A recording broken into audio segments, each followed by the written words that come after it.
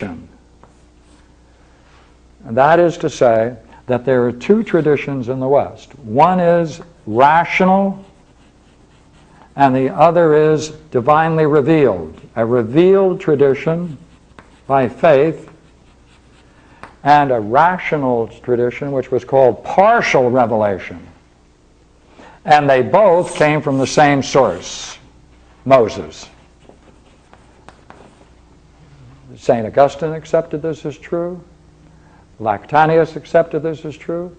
Clement accepted as true. All the early church fathers accepted the fact. About these two aspects of...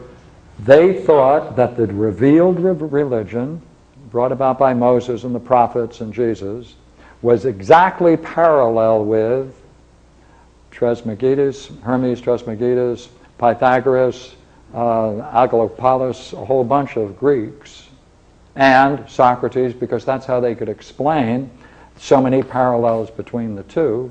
And would you not agree, the biggest parallel they could find was between Dionysius and later thinkers? Because if this was really written at 500 AD, then Dionysius was thought to be written at 30 AD. He anticipated all the writings of the future philosophers, therefore revealed religion anticipated the direction of philosophy by 500 years. Until they discovered it was a forgery. Then the whole thing caved in. See, and when they discovered that these dates, you couldn't maintain these dates, then in Europe at this time, and we're talking about the 17th century, the 17th century accepted this twin tradition. Therefore, it was natural to suspect in Europe at that time that you could be both rational and Christian. Until Isaiah Casaubon came along and showed, Isaiah Casaubon, a Frenchman. He showed that these dates were impossible, and then the whole thing fell apart. Dates were impossible. Yeah, dates were impossible. Yeah. So now you can restate what you were saying, and then you can see that we can look at it in a different way. So a lot of this, you see, wasn't a war between these different people because they accepted it for so long, and then finally... The crisis, therefore, in the universities is that both of these could be taught and discovered and discussed and printed and were accepted until after that date. Then there was no need for the Christians to hold on to it. Wouldn't you say because it was no longer part of their tradition. Wouldn't you say after Descartes it became, as the wave started moving more towards the Cartesian Newtonian world, that basically they started losing more and more of a foundation in educated circles for a belief in faith, as opposed to the tremendously awesome... Well, I think there's a way of reading that. Descartes' introduction, of course, in his Discourse on Method, the introduction he wrote to the Church, Fathers of the Church, was that he repeats the fact that the Pope urged philosophers to design arguments to overcome the infidels. See, that's still using philosophers who have developed a certain rationality to defend the doctrines of the Church. See, that's still within this context. But after the 17th century, it was no longer feasible, or necessary, or possible, or plausible.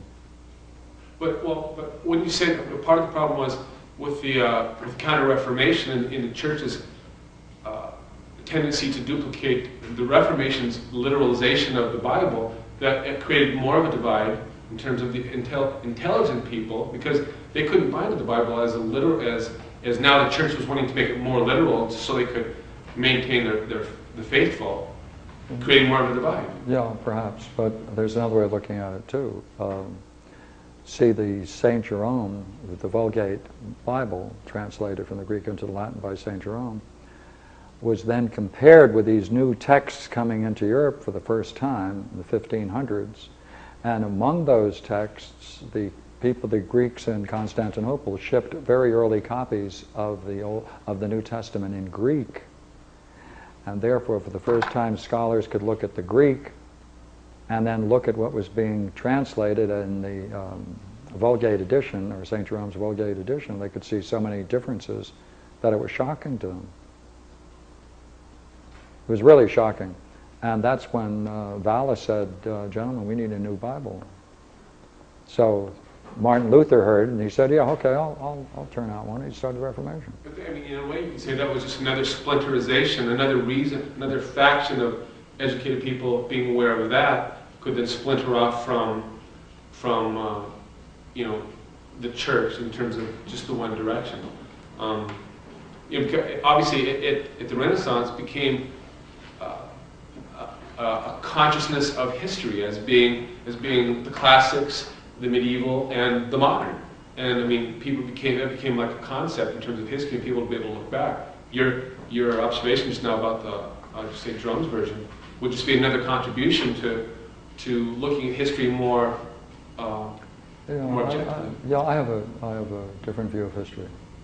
What went on in history, from Herder, the father of European history, and how he influenced what was going on. He actually was influenced by an Islamic work called the Maqdima.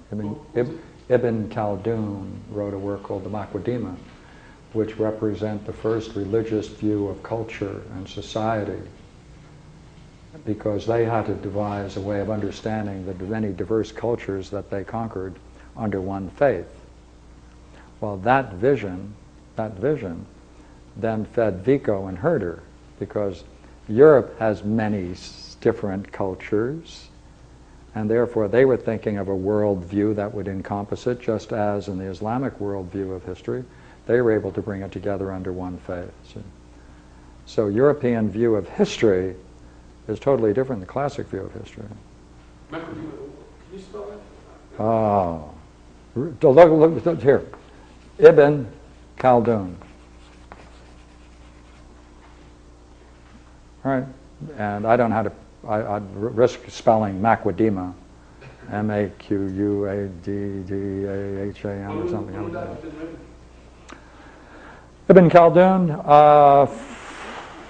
you got me on that. I think, my memory, if it serves me correctly, I think it's 12th century, 13th century, something like it's close.